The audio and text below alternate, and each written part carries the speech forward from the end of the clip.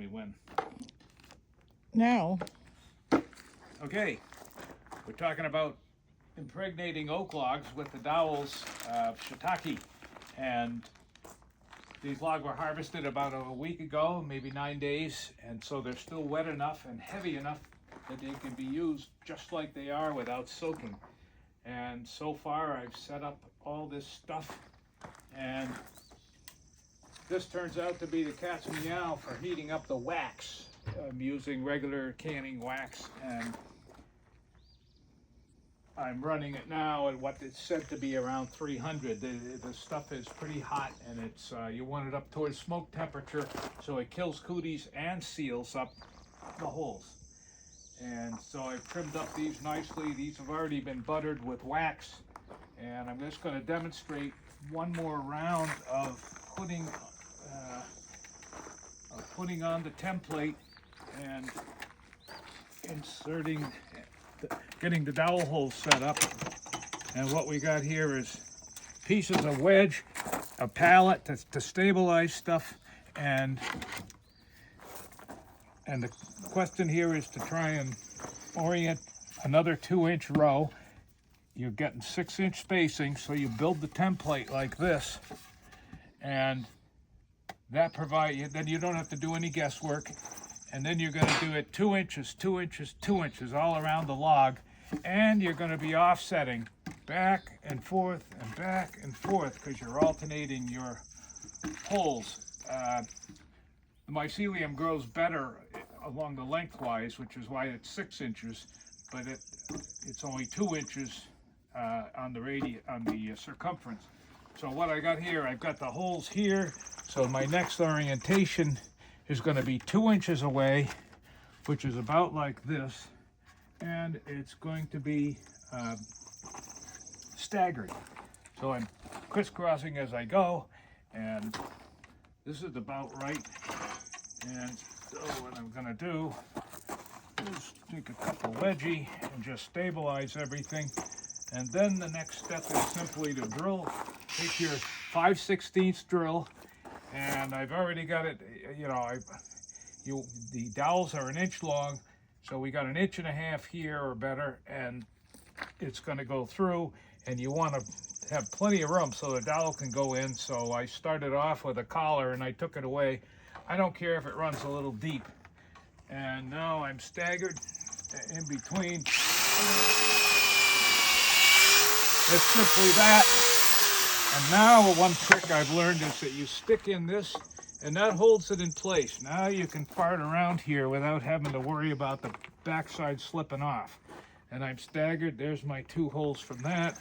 And now I'm going to here. And now I'm just going to go along like a robot.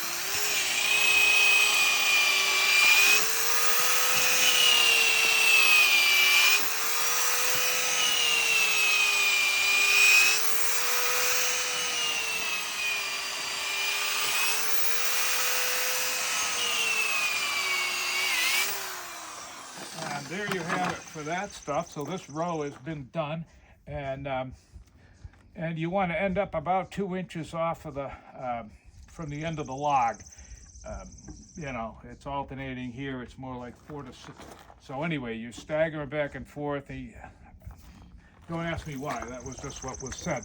So we've established 8 holes, and now the other trick that you might not see anywhere else is you want to clear off the sawdust so it's not in your way. And here we go. That's done. And now I'm ready to do the buttering. And for that, we reach into our handy toaster oven and pull out our handy, a little smoke there. I don't know if you can see it, but it's piping hot. And we're going to start by, sorry. All right, if you insist, we'll put in the shiitake dowels first. So I'm going to count out in my hand 3, 6, 7, 8. And they give you a little bonus of barley with the fungus on it, which is edible. It's sterile.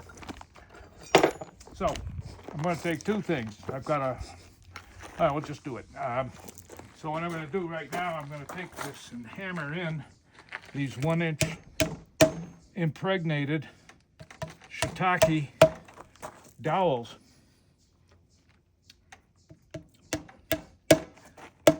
And people say use a rubber mallet. No, use a hammer.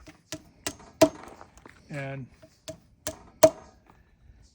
the next step after putting in the 8 dowels is to inset them. And I found it was better to use something a little wider. This is a narrower diameter, but it tends to split the dowel apart. So use something fairly fat. That's 5/16 or a little bigger.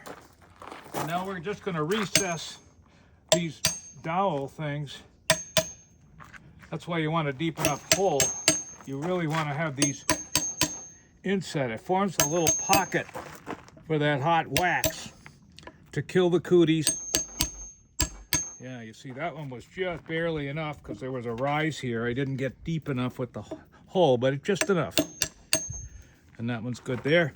Okay, and now for the part that I wanted to do earlier. We got a nice smoky hot broth.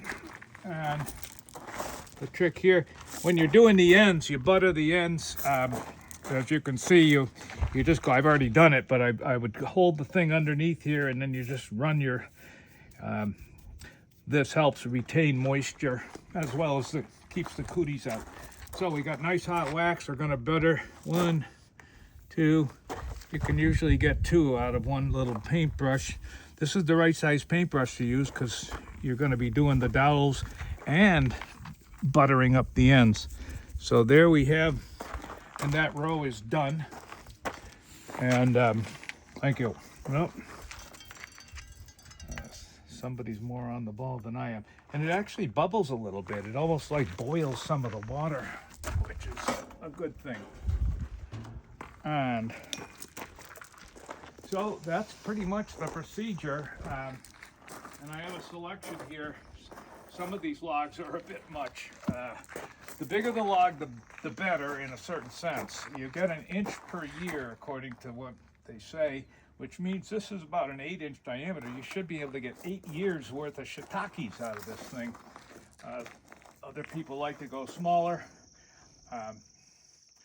This size is getting a little chunky, a little large. I'll just cut that up for firewood. One other thing we'll show over here is that I've devised a soaker trough. So at some point I'll put some plastic in this and I will actually drop the logs in. This is about 11 inches or more, 11 by at least 11. So it'll hold a log and submerge it. And I'll give it an 8-hour soak once every couple of weeks or so. And other than that, you want to keep it out of the sun. I'm putting it on that plastic pallets over there. I've already got 1 log established, and I'll put the rest, and then put some more crosswise if I have to. So we'll end up with, I don't know how many logs I'm going to end up with, but I imagine it's going to be about 8 or 10. Yeah, a few little tips. Preparation is everything. Get all your stuff established before you begin the project, and try to make it ergonomic because it does take several hours to do 500 pieces. And that's all. Your mushroom adventures.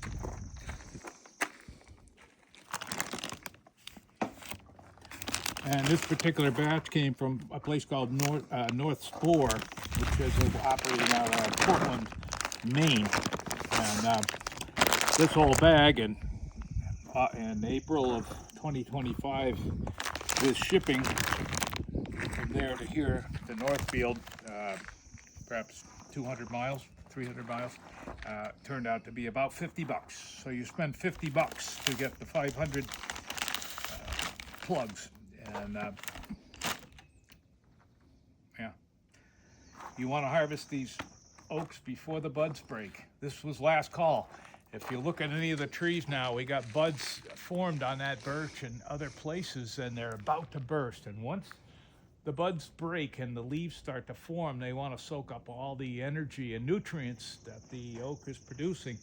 And you want to catch these oaks before they start putting all their energy into leaves. And what else?